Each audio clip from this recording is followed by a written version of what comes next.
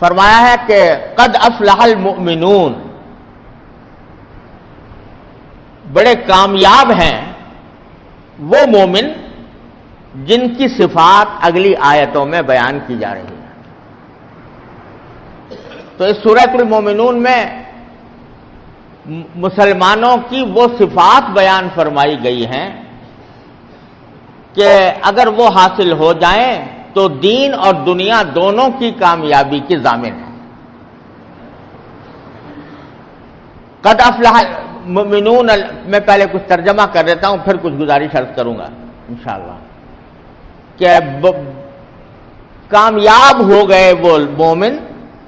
الذین هم فی صلاتهم خاشعون، جو اپنی نماز میں خشوع اختیار کرتے ہیں، والذین هم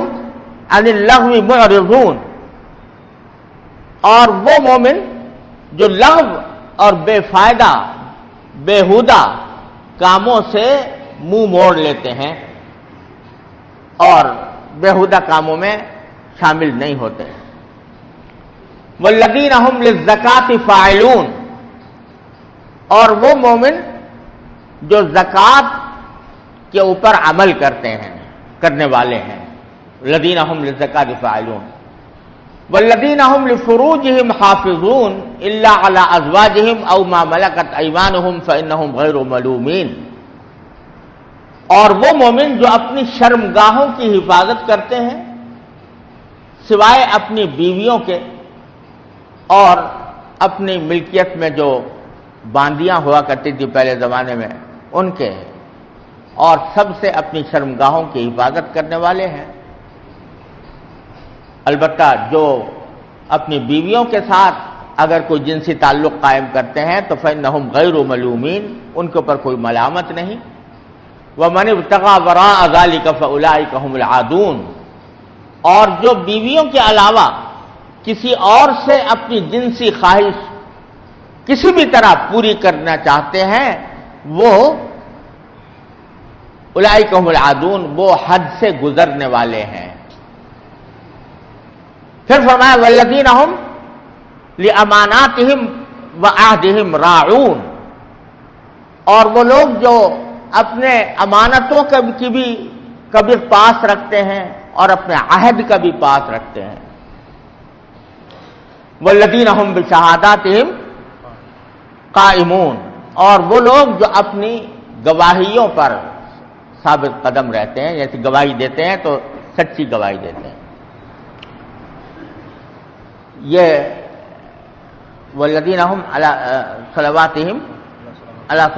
یحافظون، اور جو اپنی نمازوں کے اندر کی پوری نگرانی رکھتے ہیں، اس کی مکمل پابندی کرتے ہیں۔ پھر فرمایا اولئک الذین یرثون الفردوس، یہ ہیں وہ لوگ جو فردوس یعنی جنت کے وارث ہوں گے، ہم فیہا خالدون، وہ اس میں ہمیشہ رہیں گے۔ یہ ہے ترجمہ ان آیات کا۔ اب جو صفات ان میں بیان فرمائی گئی ہیں کہ وہ مومن ہی فلاح یافتہ ہیں، انہی مومنوں کو فلاح نصیب ہوگی، انہی کو کامیابی ملے گی جو ان صفات کے حامل ہوں۔ وہ صفات متعدد ہیں جو بیان کی گئی ہیں، اس مختصر وقت میں ان تمام صفات کا احاطہ تو ممکن نہیں ہے، لیکن میں نے صرف شروع کی 3 صفات کا جس سے متعلق آیتوں کی تلاوت کی ہے اور اسی کی تھوڑی سی تشریح کرنا چاہتا ہوں۔ پہلی صفت میں بتائی کہ وہ مومن فلاح یافتہ ہیں جو اپنی نمازوں میں خشوع اختیار کرتے ہیں، جس کا مطلب یہ ہے کہ صرف نماز پڑھ لینا ہی کافی نہیں ہے، بلکہ نمازوں میں خشوع پیدا کرنا بھی مطلوب ہے، اور نماز کی اس وقت تک کامل نہیں ہوتی جب تک کہ اس میں خشوع نہ ہو۔ خشوع کا کیا مطلب ہے؟ خشوع کو عربی زبان میں خشوع کا مطلب ہوتا ہے کہ دل کا کسی چیز کی طرف متوجہ ہو کر جھک جانا، اس کو خشوع کہتے ہیں۔ ایک لفظ ہوتا ہے خضوع، آپ نے سنا ہوگا کہ فلاں شخص بڑے خضوع و خشوع سے نماز پڑھتا ہے۔ ایک ہوتا ہے خضوع جو ذات سے ہوتا ہے، خے کے بعد واد ہے. اس کے معنی تو یہ ہے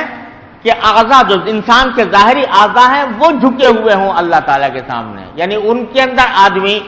با ادب کھڑا ہو اللہ تعالیٰ کے سامنے. جس طرح نبی کریم سرور دو عالم صلی اللہ علیہ وسلم نے جس انداز سے نماز پڑھی ہے کہ ہاتھ صحیح جگہ پر باندھے ہوئے ہوں، نگاہ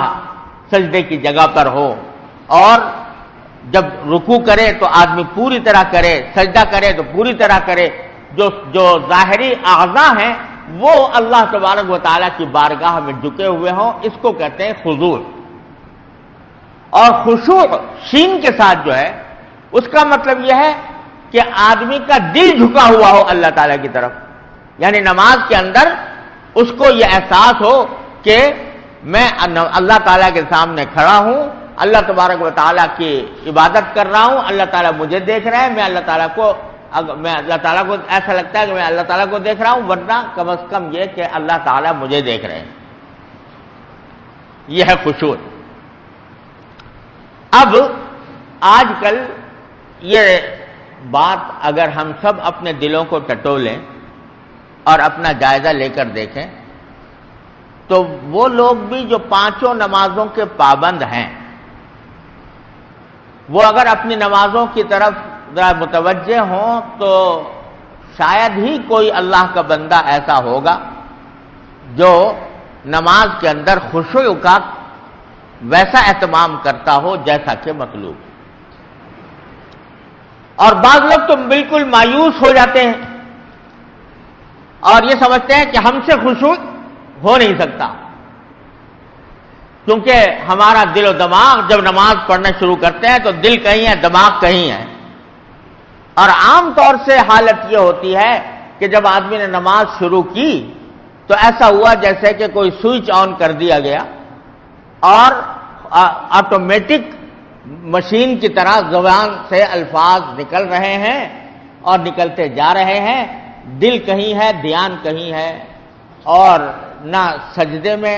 دھیان ہے نہ قرات میں دھیان. یہاں تک کہ بعض اوقات ایسا ہوتا ہے کہ جب نماز پڑھ کے آدمی فارغ ہوا، اگر اس سے کوئی پوچھے کہ پہلی رکعت میں کون سی سورت پڑھی تھی اور دوسری رکعت میں کون سی سورت پڑھی تھی تو بعض اوقات یہ بھی یاد نہیں آتا. اس حالت میں ہم لوگ نمازیں پڑھتے ہیں. تو بسا اوقات دل میں یہ خیال ہوتا ہے کہ جب اللہ تعالیٰ فرما رہے ہیں کہ نماز ہی ضروری نہیں ہے بلکہ خشوع بھی ضروری ہے، تو بعض اوقات مایوسی پیدا ہونے لگتی ہے. لوگ اپنی نماز کے بارے میں یہ سوچتے ہیں کہ بھئی ہم کیا، ہماری نمازیں کیا ہیں، یہ تو ٹکریں مارنا ہے اور یہ اللہ تعالیٰ کے ہاں قبول ہونے والی نماز نہیں ہے. لہذا اپنی اس نماز کی ناقدری کر کے مایوسی میں مبتلا ہو جاتا ہے، اور اس مایوسی کا نتیجہ بعض اوقات شیطان یوں بہکاتا ہے کہ جب تم سے وہ نماز صحیح طریقے سے ادا ہوتی نہیں، قابل قبول نہیں، تو پھر کیا ضرورت ہے اس محنت کرنے کی. لہذا بعض اوقات نماز ہی سے محروم کرا دیتا ہے. تو میں تھوڑی سی بات عرض کرنا چاہتا ہوں کہ خشوع کا کیا مطلب ہے اور کس طرح ہم اس کے اوپر عمل کر سکتے ہیں. قرآن کریم کی اس حکم پر کس طرح عمل کیا جاتا ہے. دراصل بات یہ ہے کہ خشوع کے معنی یہ ہے کہ اپنے اختیار سے آدمی ان الفاظ کی طرف دھیان دے جو وہ زبان سے ادا کر رہا ہے. اس کا آسان طریقہ یہ ہے، یعنی جب آدمی نے نماز کی نیت باندھی، سورہ فاتحہ پڑھنی شروع کی، الحمدللہ رب العالمین کہا، تو اس کو پتہ ہونا چاہیے کہ میں الحمدللہ رب العالمین کہہ رہا ہوں. اپنے اختیار سے اپنا دھیان، اپنی توجہ، اپنا خیال ان الفاظ کی طرف لگائے جو وہ زبان سے ادا کر رہا ہے. یہ اتنا کر لے گا تو خشوع حاصل ہو جائے گا. اب کیونکہ اللہ تبارک و تعالیٰ نے کوئی ایسا کام انسان کے ذمے فرض نہیں کیا جو اس کے اختیار سے باہر ہو اور جو اس کی طاقت سے باہر ہو، اس واسطے اگر بے اختیار کچھ خیالات دل میں آ گئے تو وہ خشوع کے منافی نہیں، اللہ تعالیٰ کے یہاں سے معاف. آپ نے نماز پڑھنی شروع کی، دھیان شروع میں لگایا، اللہ اکبر دھیان سے کہا، سبحانک اللہم پڑھا، ابھی پڑھائی تھا کہ ذہن کسی اور طرف غیر اختیاری طور پر چلا گیا، تو وہ غیر اختیاری طور پر جو چلا گیا ہے وہ معاف ہے اللہ تعالیٰ کے ہاں سے، اور اس کے نتیجے میں وہ آپ کے اوپر کوئی گناہ نہیں۔ لیکن جب یاد آ جائے پھر فوراً انہی الفاظ کی طرف لوٹ آئیں جو زبان سے ادا کیے جا رہے ہیں۔ اتنا کر لیں تو خشوع کا جو ادنا درجہ ہے الحمدللہ جو مطلوب ہے، جو ضروری ہے، وہ حاصل ہو جائے گا۔ بعض اوقات مایوسی اس بات سے ہوتی ہے کہ بڑے بزرگوں کے کچھ حالات لوگ سناتے ہیں کہ بھئی دیکھو وہ تو اس طرح کا خشوع تھا۔ ایک صحابی تھے حضرت ابو طلحہ رضی اللہ تعالیٰ عنہ، نماز پڑھ رہے تھے اپنے باغ کے اندر، کھجوروں کا باغ تھا، تو وہاں ایک پرندہ، دبسی پرندہ آیا اور کھجور کے درختوں میں الجھ گیا، نکلنا چاہتا تھا مگر وہ باغ اتنا گھنا تھا اور اتنی دور تک درخت پھیلے ہوئے تھے کہ وہ نکلنا چاہ رہا تھا مگر نکلا نہیں جا رہا تھا۔ تو حضرت ابو طلحہ رضی اللہ تعالیٰ عنہ کا دھیان اس طرف لگ گیا، اس دبسی پرندے کی طرف، اور آخر میں ان دل میں خیال آیا کہ دیکھو میرا باغ بھی کتنا شاندار ہے، کتنا بڑا ہے کہ پرندہ یہاں سے نکلنا چاہ رہا ہے مگر اس سے نکلا نہیں جا رہا۔ یہ خیال دل میں آ گیا۔ جب نماز پڑھ کے فارغ ہوئے اور خیال ہوا کہ یہ تو میرا دھیان کسی اور طرف چلا گیا، میری نماز میں خشوع نہ رہا، تو بعد میں وہ سارا باغ اس غلطی کے کفارے کے طور پر سارا باغ صدقہ کر دیا کہ اس نے میرا دھیان بٹا دیا تھا۔ صحابہ کرام کے یہ حالات تھے۔ ایک صحابی ہیں، نبی کریم سرور دو عالم صلی اللہ علیہ وسلم نے غزوہ ذات الرقاع کے موقع پر ان کو ایک خاص جگہ پر پہرا دینے کے لیے مقرر فرمایا تھا۔ وہ پہرا دے رہے تھے، پہرا دیتے ہوئے انہوں نے سوچا کہ خالی کھڑا ہوں تو نماز کی نیت باندھ لی، نماز شروع کر دی، نفلی نماز کے دوران دشمن کی طرف سے ایک تیر آیا اور آ کر ان کو لگا اور اس سے خون کا فوارہ بھی جاری ہوا، لیکن انہوں نے نماز نہیں توڑی بلکہ نماز جاری رکھی یہاں تک کہ نماز ہوئی۔ اس وقت تک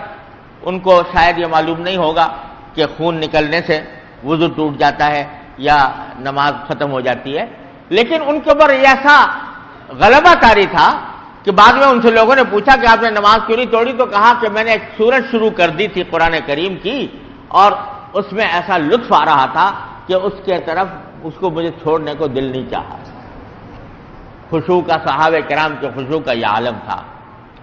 تو بعض مرتبہ دل میں خیال ہوتا ہے کہ بھئی وہ درجے کا خشوع تو ہم کبھی زندگی بھر پیدا نہیں کر سکتے، تو اس سے مایوسی ہونے لگتی ہے۔ لیکن جیسا میں نے عرض کیا، اللہ تبارک و تعالیٰ کسی کو بھی اس کی طاقت سے زیادہ کا مکلف نہیں فرماتا، لہذا بزرگوں نے یہ فرمایا ہے کہ خشوع کا ادنا درجہ ہر مسلمان کے لیے یہ ہے جس کی اس کو کوشش کرنی چاہیے کہ وہ اپنی نماز میں ان الفاظ کی طرف دھیان کرے جو زبان سے نکال رہا ہے، اور اگر غیر اختیاری طور پر کوئی اور خیال آ جائے تو وہ معاف ہے۔